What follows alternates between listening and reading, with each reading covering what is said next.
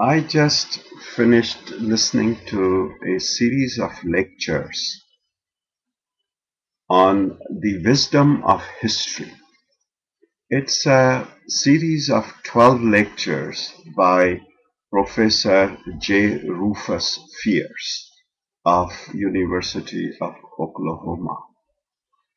The most striking part of this series was the lessons of history. In his 12 lectures, he covers a number of subjects like why we study history, World War I and the lessons of history, Hitler's rise and lessons of history, World War II and the lessons of history, is freedom a universal value, birth of civilizations in the Middle East, the Trojan War and the Middle East, ancient Israel and the Middle East, ancient Greece and the Middle East, Athenian democracy and empire, the destiny of the Athenian democracy, Alexander the Great and the Middle East. This whole, he starts with the modern superpower, the United States, goes to World War I and World War II and the lessons thereof, and then focuses on the Middle East and Europe. This is all several hundred years before birth of Christ, BC. And he takes us through the period of Alexander the Great, which was around 330 BC. Based on this particular series, as well as his own study of the history of the mankind, he has come up with 10 lessons of history, which I wanted to share with you. These are: number one, we do not learn from history. Wow. We do not learn from history. This is one of the biggest lessons of history. Number two, science and technology do not make us immune to the laws of history. Three, freedom is not a universal value. Four, power is a universal value. Five, the Middle East is the crucible of conflict and the graveyard of empires. 6. The United States shares the destinies of the great democracies, the republics, and the superpowers of the past. 7. Along with the lust for power, religion and spirituality are the most profound motivators in human history. Let me paraphrase this one. Lust of power is a great motivator in history. But similarly, religion and spirituality are the most profound motivators in human history too. 8.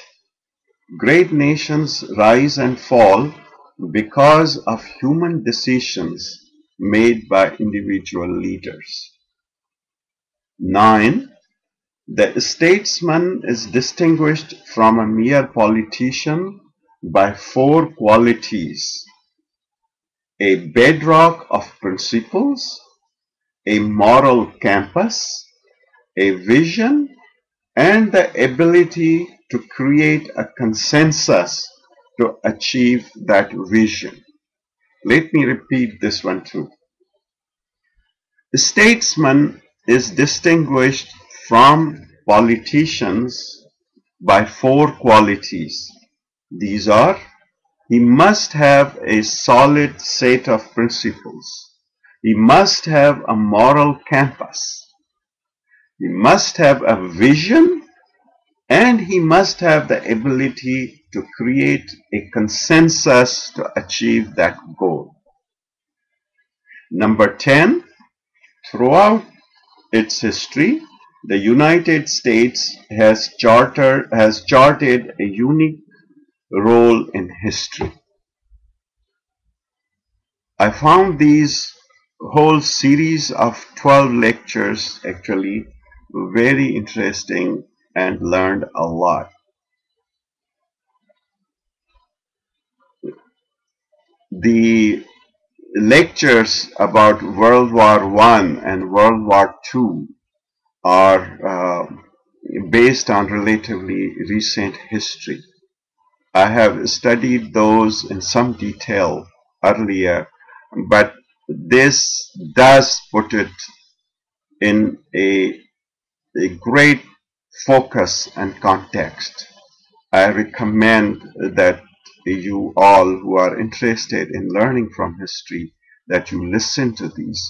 The most important one that I found was a last lecture, which was about Alexander the Great. Here was a young Greek king around 330 BC who was a student of Aristotle. Aristotle was living at that time and was a teacher of Alexander the Great. This was a time when there was a firm belief that the Greeks were superior to all races. This is not different from the present concept of East and the West. At that time, the Greeks and Alexander the Great were taught that they are superior to the Middle East, the Persian Empire, the Egyptian empires, and all various empires in Indian subcontinent and so on. And yet, when Alexander the Great goes and conquers all these empires and unifies them, he turns into a composite man.